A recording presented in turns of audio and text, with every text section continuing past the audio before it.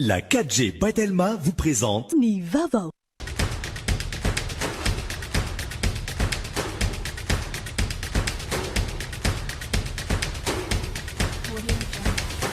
Nulchanao ni fampalalam-baovao. Les inscriptions pour la rentrée du second semestre sont ouvertes. Rapprochez-vous du CNAM Madagascar. Apprendre au CNAM change votre vie. Yes, oui CNAM. Nulchanao ni fampalalam-baovao.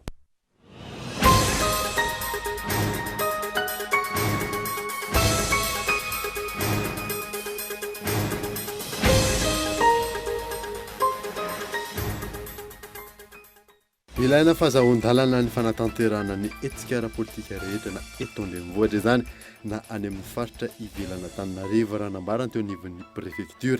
Tsy hembotra amin'ny fanapakevany kosa ny RMDM sy ny miara-manonjy fanatanteraka etsika ny sabotsy izao. Manoloana ny fitrandrana tsy ampiheverana ny angisy eto Madagasikara. Oferana ny mpandraraha omena karatra ahafahana mitrandraka izany ka isaky ny distrika araka ny fanapakevitra ny raisy ministera tompon'andraikitra. Lehilahy iray 70 taona ny niaran'ny fitsaram-bahoaka tao amin'ny distrika Mananaravaratra Alina. Adorany vahoaka izy vokatry ny asa ratsy vitany. Tsy mahatoky ny fitsarana ireo vahoaka no sady manahy amin'ny mety ho valifaty. Manomboka ny fametrahana ireo lavan-drano miisa 470 izay amokatra rano eto Antananarivo sy ny manodidina. Efa andalam-pamarana nandiga ny voalohan'ny asa fandavahana eny Tsahamasina ao amin'ny commune Ambohidrabeto. Voaelika ikadra 3 taona sy tapany an-tranomaizina ny lehiben'ny mpanohitra any Russia. Vahoaka maro no nidina an-dalambe manohitra ny valon'ny fitsarana indrindra ny Pombazy. Ny ateteny rehetra.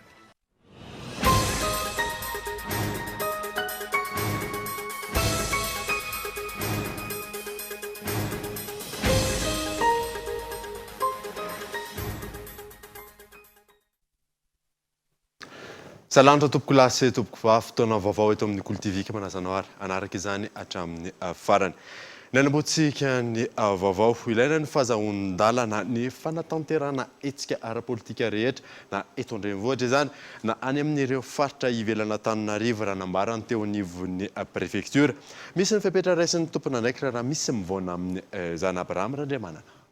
Ilaina fahazon-dalana ny fanatanterahana ny etsika ara-politika amin'ireo toerana samihafa toy ny eto andrenivohitra na ny any amin'ireo faritra ivelana Antananarivo raha ny nambarany teo anivon'ny préfecture. Tafiditra anatin'izany ny fangatahana ny taratasy fahazon-dalana eny anivon'ireo tompon'andraikitra isan'ny tokony. Tsy tokony hivoana amin'ny voasoratra anatin'ny fangatahana ny fanatanterahana ny etsika. Amin'ny ankapobeny zany zay izy raha ohatra izy ka miala eto Antananarivo renivohitra zany dia tsy maintsy mahazo autorisation amin'izay commune efa tany ny anaovantsara izy etsika na fitsangatsanganana na fambolekazo. Ka rehefa fambolekazo ny autorisation azo dia fambolekazo zay fa tsisy resaka politika eo na resaka fanentanana olona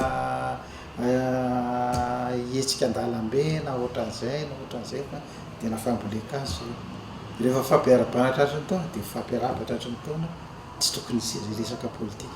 Tokony tonga dia tsorina ao anatin'ny demande zany hoe anao resaka politika zay resaka zone atao any na tsy haiko na congrès na inona mazava azy fa resaka politika zay raha voany. Zay zany fa le famitako ohatr'izay zany tsy mety. Arak'izany, misy ny fandraisana fepetra raha toa tsy mifanaraka amin'ny fahazon-dalana ny fanatanterahana ny etsika raha ny fanazavana. Filazana tany amin'ireny any aman-jay ireny hoe ny raha manao etsika any amin'ny restaurant sy espace dia tsy mila autorisation. Tsy marina zany. Mila autorisation. Raha lieu public izy dia commune. Fa raha vao lieu privé izy dia tompon'le tany, tompon'le espace, tompon'le restaurant na gérant no mameno ny autorisation d'occuper zany na les contrats de bail moa zany azo lazana izy. Dia ino no alefa aty aminay zany anaovana le autorisation de manifester. Complice na co-auteur le tompon'ny espace na le restaurant raha ohatra ka mame autorisation reny manifestation karakara politique reny nefa ny zavatra ataony eo resaka incitation à la haine na hoe fanabotanana ny fanjakana. Hatramin'ny androany tsy nisy ny fametrahana fangatahana fahazon-dalana ho an'ny teo anivon'ny prefektura n'Antananarivo mikasika ny hetsika tanterahin'ny RMDM sy ny miara-manonja ny sabotsy izao. Na misy aza ny fanakanana ny hetsika izay tanterahan'ny RMDM sy ny miara-manonja ny sabotsy izao tsy emitra amin'ny fanapa-keviny izy ireo fa natanteraka izany raha ny fanambarana androany ao ry Flory. Tongotra ambian-dakana ny anay manoloana ny hetsika tanterahin'ny RMDM sy ny miara-manonja ny sabotsy ho avy izao raha ny nambaran'izy ireo tamin'ny mpanao gazety Tetsy Belair. Hetsika tsy voasakana. Izy manakana fa ny hetsika tsy voasakana. Satria ny olona tsangatsangana, dia tsangatsangana ny olona. Dia tsangatsangana, dia manasantsika tsangatsangana. Aferina préfet ny azy, izay nampiteny azy ny rehefa anazy zay, fa ny olona dia tsangatsangana. Amin'ny toerana ejaketany vegna no zao isakasakana ka avidy izy no atao hoe sy fantana re hoe mety ho any aizy ny olo mety ho any vonimamo ny olona mety ho any matlampy mety ho aiza dia azo anao dia tefoky hoe olo sady sakasakana bozatova olo sy sakasakana bozatova fa andeha sakasakana dia fanao sady hoe sy mety nefa mbola tena tsy fantatao aiza andeha andeha sakasakana. Hatreto tsy mbola fantatra mazava ny toerana anatanterana ity fitsangatsanganana ity fa mijanona ho tsy ambaratelo hatrany. Lafa mavao hafa kosa indray dia niakatra ny vidin'ny nickel eo amin'ny tsena iray sampam-pirenena ankehitriny. Nambaran'ny paitoekarena iray fa isan'ny ahafahana manatsara ny sandan'ny ariary ny famerenana ny fanondranana amin'ny ity taona ity miantarandriana eva. Ny taona 2024 mahery ny 764 dolara ny vidin'ny tonna nickel teo amin'ny tsena iray sampam-pirenena. 2024 nahery ny 301 dolara izany ary amin'izao fiantombo ny tonna 124 izao tafitiakatra mahery ny 701 dolara. Arika izany manomboka mihatsara ny vidin'ny nickel eo amin'ny tsena iray sampam-pirenena. Madagasikara izay isan'ny manondrana nickel ary mamatra ny 300 ny tsena io. Misy fiatraikany mivantana amin'ny toe-karena ny famerenana ny fanondranana izany raha ny fanazavana. Niakatra ny vidin'ny nickel eo amin'ny tsena iray sampam-pirenena satria manomboka miverina tsikelikely ny fiainan'ny olona zany amin'izao dia miakatra ihany koa zany dikan'izany ny tinady amin'ny nickel eo amin'ny sehatra iraisam-pirenena.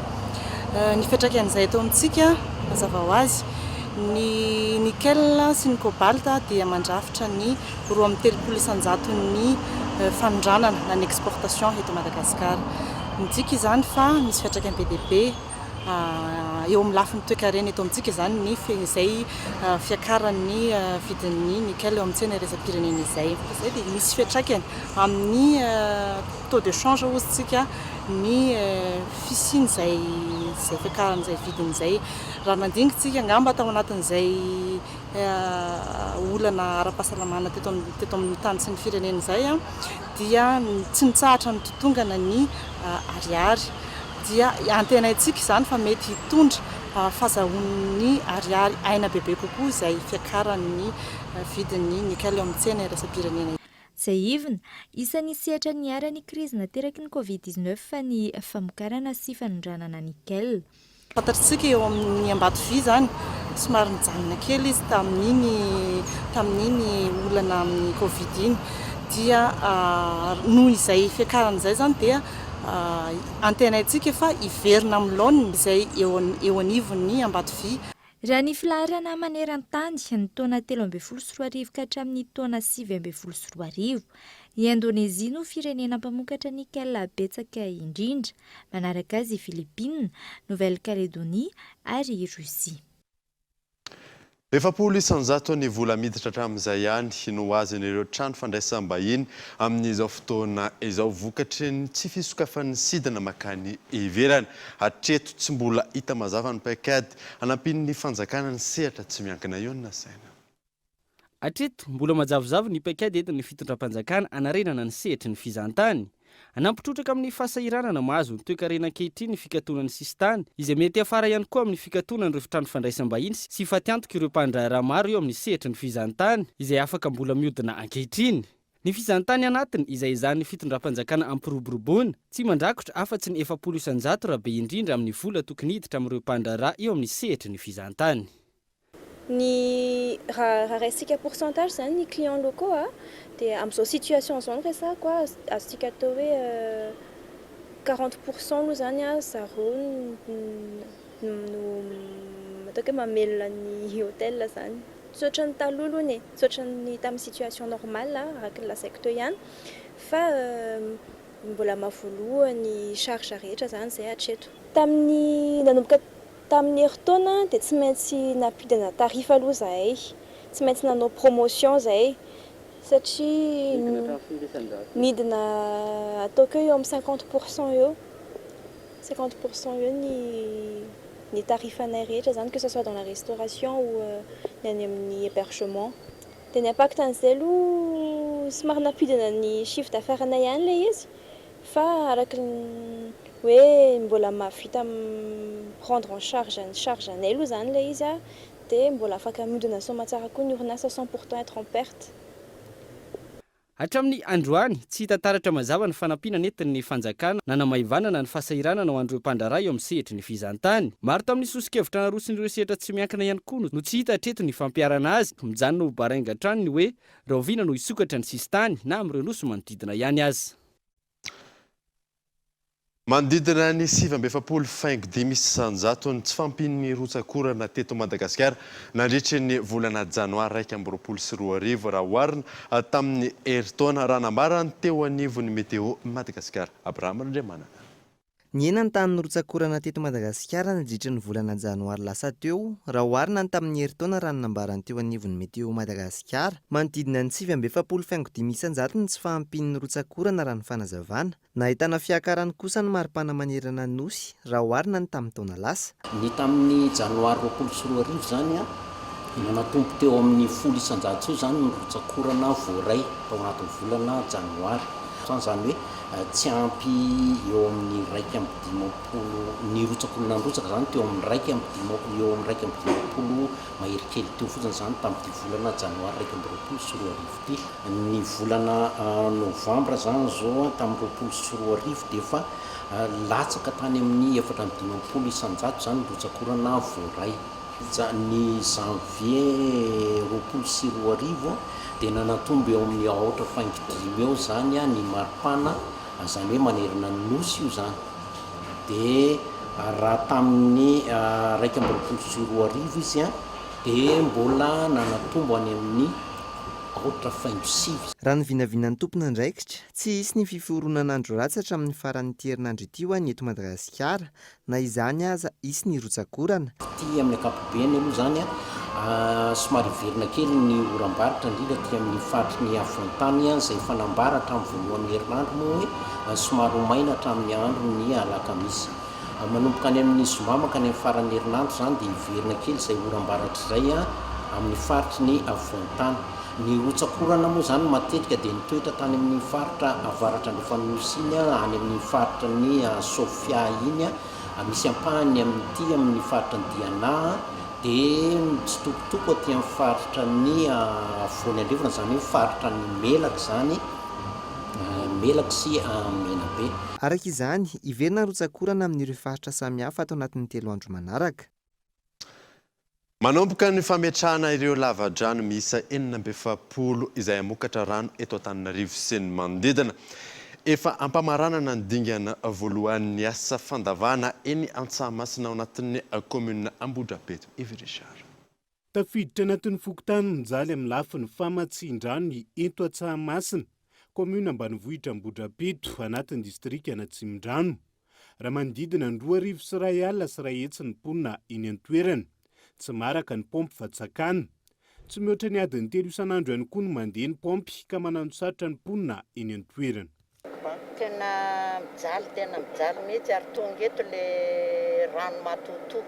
Ozy ny filazan'ny olona hoe amin'ny 3 maraina zany ireo olona ireo no manenjika rano dia tapaka amin'ny 7 maraina amin'ny 9 maraina.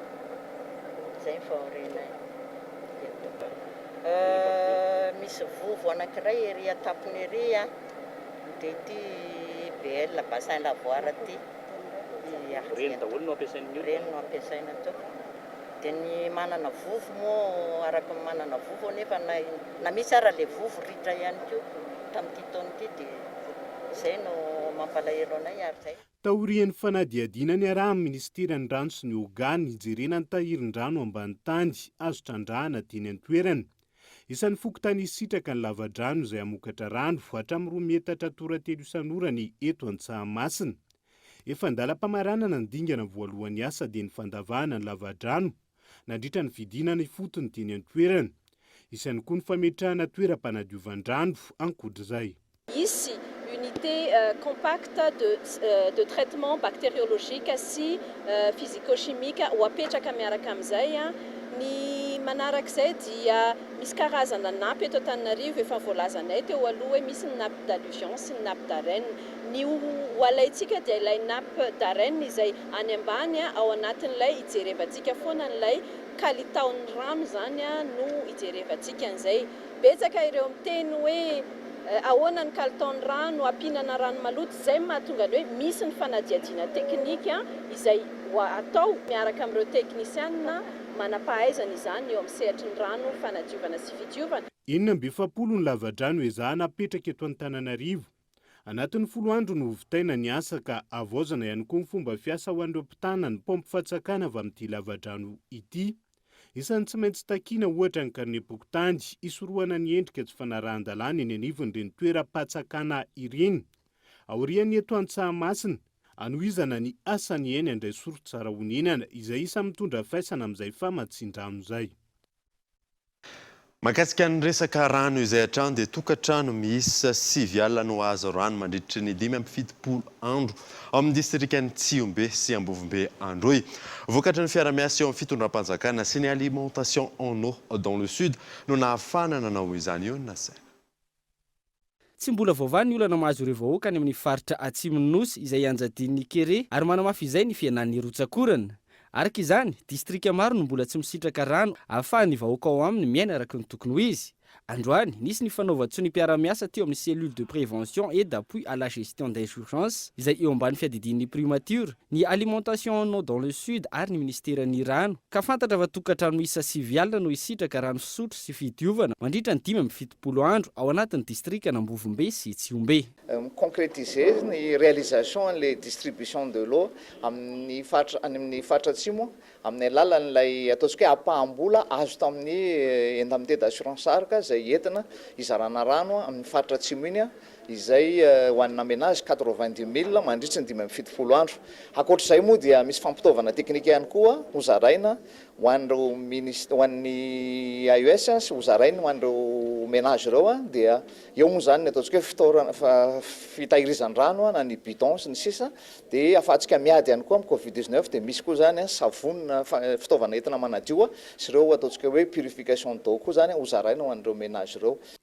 Manodidina ny 5.0 litatra isan'olona isan'andro no omena mandritra io 570 andro io raha ny fanazavana hatrany. Rano sitran'ireo tokantrano ireo moa zany dia rano fisotro. Rano fisotro izay alaina avy amin'ireo tompy famatsin-drano isan-karazany any AES. Misy mainga zany avy ao Ambovombe dia misy mainga koa avy any amin'ny toerana hafa avy any Ambosary.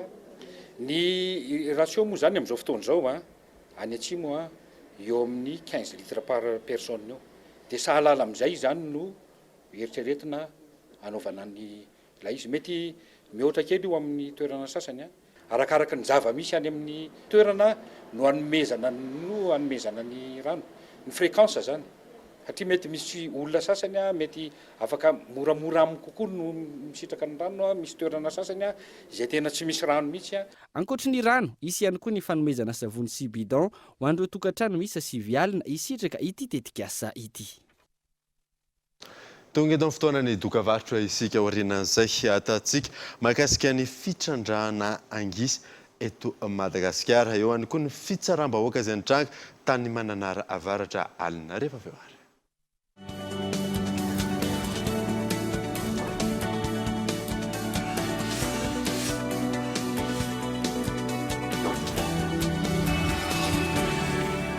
Et la saga continue.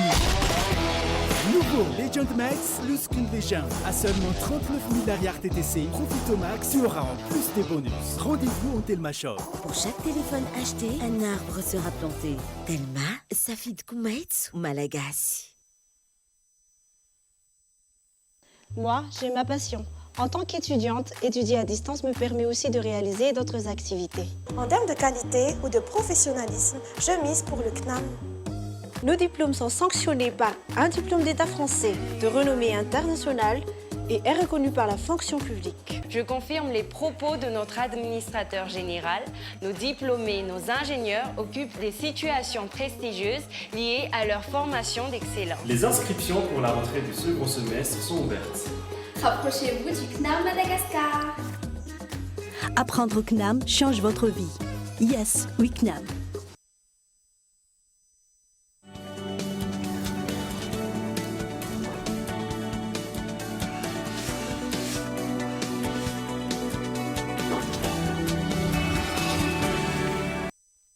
Averina eto amin'ny fampahalalam-baovao isika.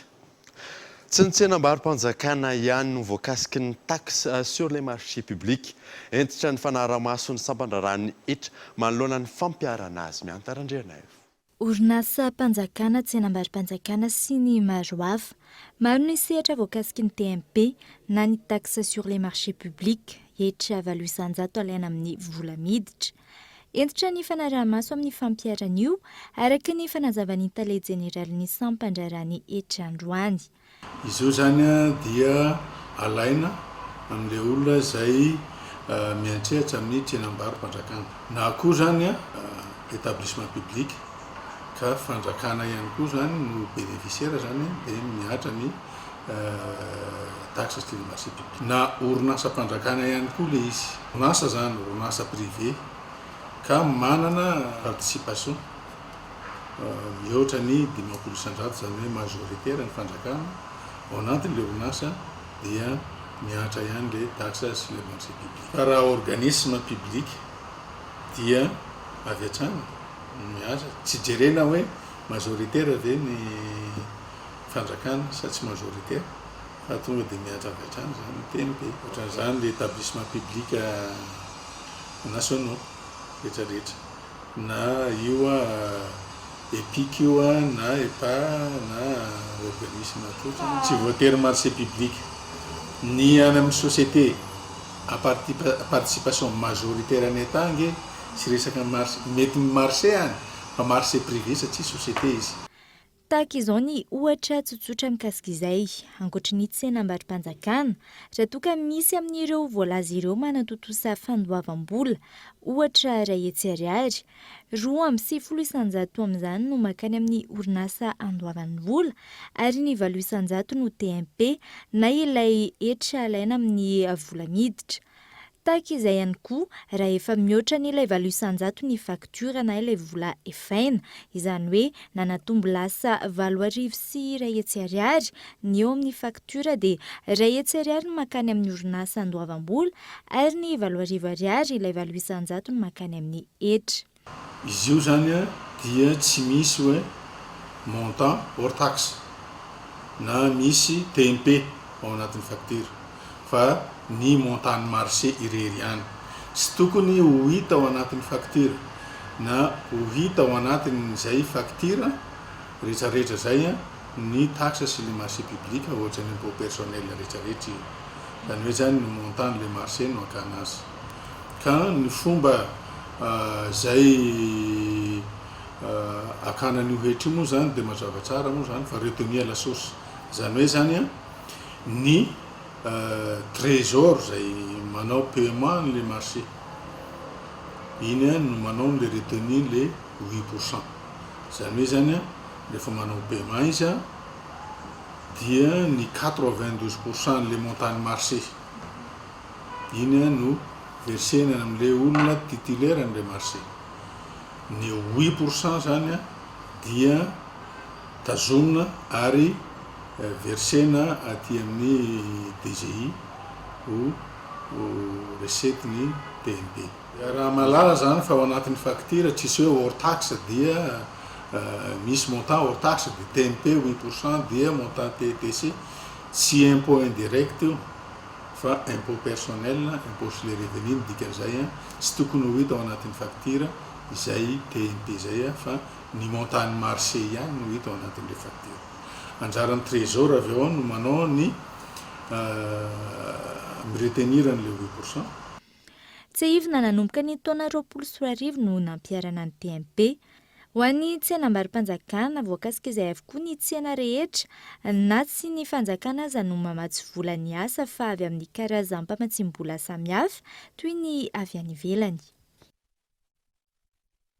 Lafa maovao hafa kosa indray dia mahalona ny fitradrana tsy ampeverana ny angisy eto Madagasikara oferana ny mpandraraha omena karatra ahafahana mitrandraka izany ka atao isaky ny distrika raha ny fanampakevitra izay niraisin'ny ministera tompon'andraikitra io na saina.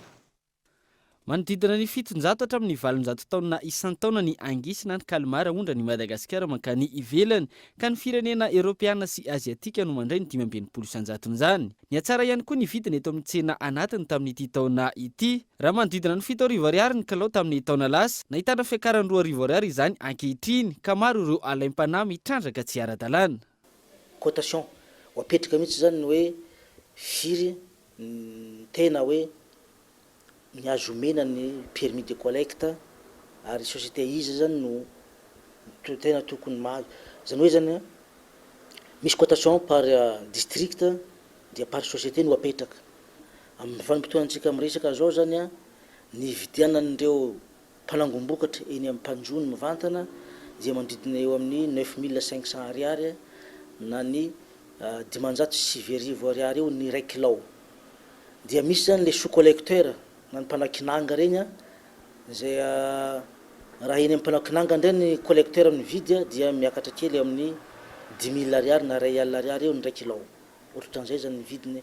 Tsy ivona manodidina ny 20 isan-jato ny vokatra angisy eto Madagasikara ny ondrana makany ivelany isan-taona. Raha ny fanazavana any amin'ny faritra atsimo andrefana no misy ny 70 isan-jato ireo mpanjony angisy vokatry ny fiatsaran'ny vidiny maro ireo mpanjony alaim-panahy mitrandraka tsy ampiheverana ireo azandrano toa nitranga atao amin'ny faritra Itasy izay nahatratrara ny centre de surveillance des pêches trondro milanja 420 sy 900 kilao tsy ara-dalàna. Raha ny fanadidinana tao ny tsy fanajana ny refiny trondro azo alaina fa ihany koa ny fanjonoana antsokosoko no antony nanagazana ireto azandrano ireto. Aorian'ny fanadidina isy no amidy ary isy ihany koa no zaraina amin'ireo fikambanana mpanao asa soa. Trangam-piarahamonina kosa indray dia lehilahy iray 70 taona no niaran'ny fitsaram-bahoaka tao amin'ny distrika Mananavaratra Alina. Andoran'ny vahoaka izy vokatry ny asa ratsy vitany. Tsy matokony fitsarana ireo vahoaka no sady manahy valifaty Henri Flore. Nitrangana herisetra nataona raim-pianakaviana iray ny tao amin'ny fongotany Analana Ampenja ao Mananavaratra tamin'ny tanàna ny aliny alakamisy 12 janoary lasa teo. Vokatry ny disadisa ny tokantrano, lehilahy iray sahabo 70 taona no nitetika antsy ny vadiny sy ny rafozam-baviny. Vokany, naratra mafy teo amin'ny loha izy mianaka, ilay vehivavy vadiny no tena voa mafy. Ity farany izay voaterina lefa any Antananarivo manaraka fitsaboana vokatry ny ratra mafy nahazo azy. Hatreto, samy mbola velonaina soa aman-tsara na ny reniny na ny zanany. Tao arian'io herisetra nataon'io dia nanjavona tsy hita paopaoka ilay lehilahy navandoza. Nametraka fitoriana teny amin'ny mpitandro ny filaminana ny fianakaviana naratra, natao ny fikarohana. Anisan'ny tanàna mirahina amin'ny fiara misalay amin'ny fikarohana olon-dratsy ny ao amin'ny distrikany Mananavaratra. Naparitaka ny sariny, na izany tao anaty tambazotra sosialy, na izany tamin'ny alalan'ny afisy. Nampanantena valisoa manokana ho an'izay olona manana vaovao ahafahana mahita azy ny fianakaviana izy mianaka izay naratra. Ny talata 2 febroary 2024 tokony tamin'ny 9 ariva. Nisy nahatazana tao amin'ny fongotany Sahala Kaomina Analana Ampotsy, distrikany Mananavaratra ilay lehilahy tompon'antoka tamin'ny fandratrana ny vadiny sy ny rafozam-baviny. Nosamborina avy hatrany ary nentina niakatra tao Mananavaratra tamin'ny tanàna. Tsy nisy alaharo fa niaran'ny fitsaram-bahoaka avy hatrany ny alin'io talata 2 febroary ity lehilahy navandoza ity. Rehefa niala ny eny dia mbola nentin'ny vahoaka marobe teny amoron-dranomasina indray ary nodorana ny fatiny. Andrasana manoloana izao ny fanapahan-kevitra ho raisin'ny tompon'andraiki-panjakana eny fotony amin'ny mahatany-tandalànan'i Madagasikara ka hanokatra fanadihadiana momba ity raharaha ity. Ankoatra ny mety ho fanasaziana ireo izay tompon'antoka tamin'izao fitsaram-bahoaka izao, andrasana ihany koa ny fanadiadiana lalina ny amin'ny antony rosoan'ny vahoaka tamin'izany toy ny hoe manao ahoana ny fomba fiasan'ny mpitandro ny filaminana sy ny fitsarana any an-toerana sao nanao kolikoloka nahatonga ny tsy fitokisan'ny vahoaka azy ireo. Mijanona any amin'ny faritra isika dia ny ato anatin'ny 420 ora ny famatsiana ranon'ny jirama ao Manjanga ankehitriny. Tsy fantatra mazava ny tena antony ary tsy nisy fampandrenesana meloa ho ireo mponina ao Rifiloreo. Tao anatin'ny 420 ora tsy tonga eny anivon'ny tokantrano maro samihafa ao Manjanga amin'ireo fokontany sasany rano fisotro madio vokarin'ny orinasa jirama. Tsy fantatra mazava ny tena olana ary tsy nisy fampilazana akory ho an'ny mpanjifa. Raha famatsin-drano eto Tanamboambalavato aloha dia tsy mandeha ara-dalàna. Zao tsika miteny tsika miresaka zao rano fa tapaka. Amin'ny alina izy vao mandeha manomboka amin'ny 10 alina. Misasak'alina ary izy vao tena mandeha mihitsy ka raha voatara amin'ny 5 maraina anao mifo dia efa tsy mahazo rano zany. Eo zao mikasika ny jirama zao dia jereo fa misy teo tapaka tokony asandreo ao efa ny tsy amboarindreo. Mety misy tsy mahazo rano zao le olona ao dia zay fandanan'le ireo Tanamboambalavato. Zao tena miala tsiny amin'ireo tompona andraikitra n'le rano olo raha mandray fitenenana ty miteny ty teny ty fa le izy zany tsisy fampilazana zay tsy nahiny fampilazana raiky voalohany tsisy fiomanan'le olona tapaka rano ty aminay nanomboka tamin'ny alina hatramin'izao nefa miteraka fanelingelena le tsisy nahasakafo andrahoana sahirana amin'ny rano antena tsy misaika andro ty mafana dia mba mangataka any merenana zaingana farany zaingana ka fa raha mbola tratra riva eto zay dia tsy haitsony.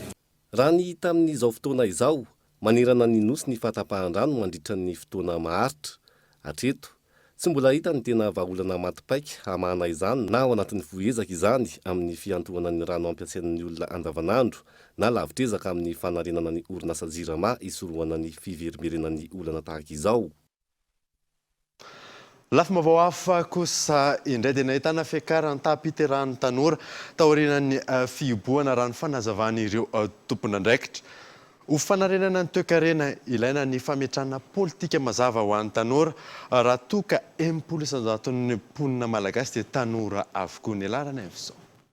Ny taona 2024 tafiakatra 200 isanjato ny tapiterahan'ny tanora manomboka teo amin'ny 520 taona hatramin'ny 520 taona nahitana fihinany ihany izany saingy noho ny valanaretina coronavirus niakatra indray izany. Ilaina ho ireo mpisehatra ny fijerevana manokana ny fahasalamana ara-pananahana ny tanora amin'ny famerenana ny arikarena. Androany tsika zao ametraka plan anankiray na hoe paikady anankiray anarenana le firenena amba anavotana le tanora izay fataontsika hoe mby akady enjery dia tsy maintsy fantatsika aloha mazava hoe firy nisan'ny tanora nefa tsy fantatra ary tsika koa tsy dia tena manana politika mazava be ahafahana mamaritra hoe iferana ny nisan'ny fitombon'ny mponina.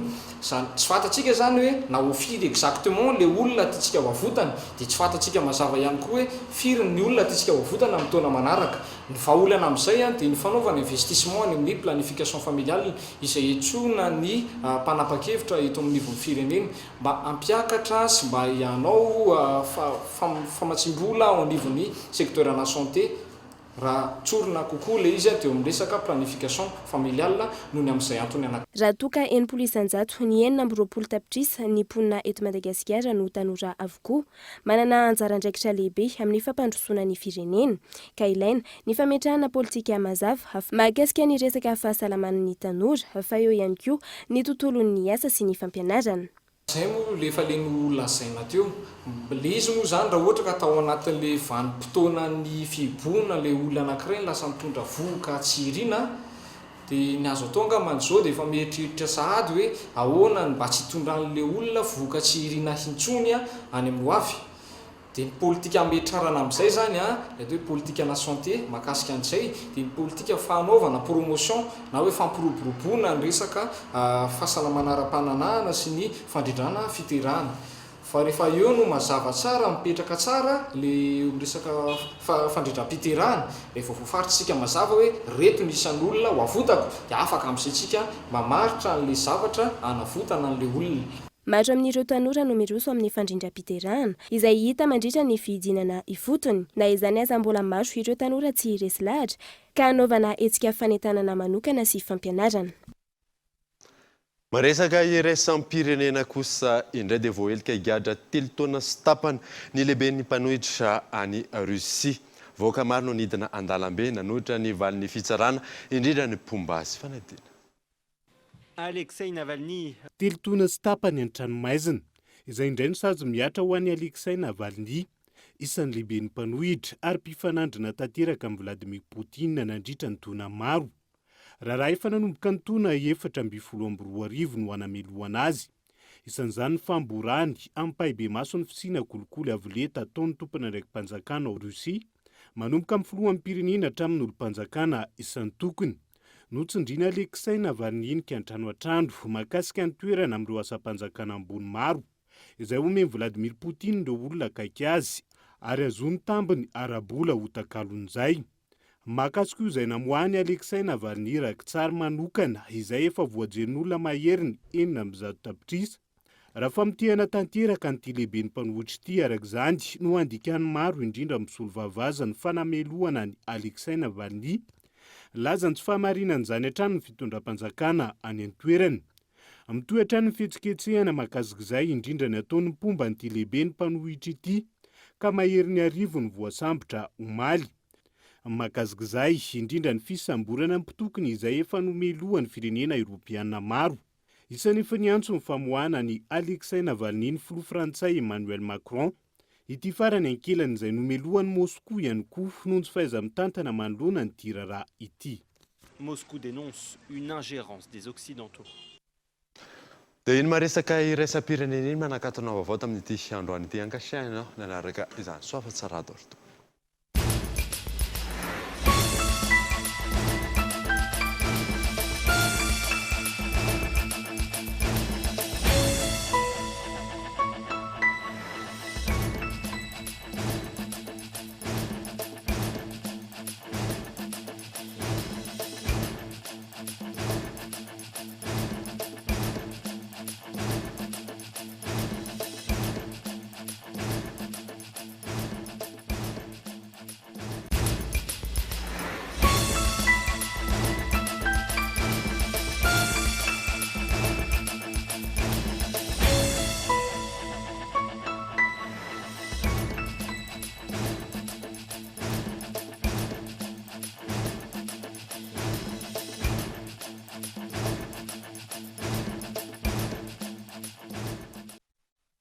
Les inscriptions pour la rentrée du second semestre sont ouvertes.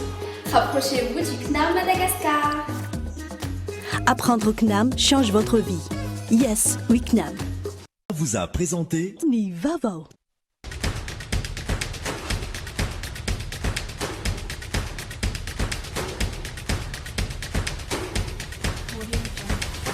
Nanolitra anao teo ny fampalalam-baovao. La 4G Batelma vous a présenté Ni Vavo.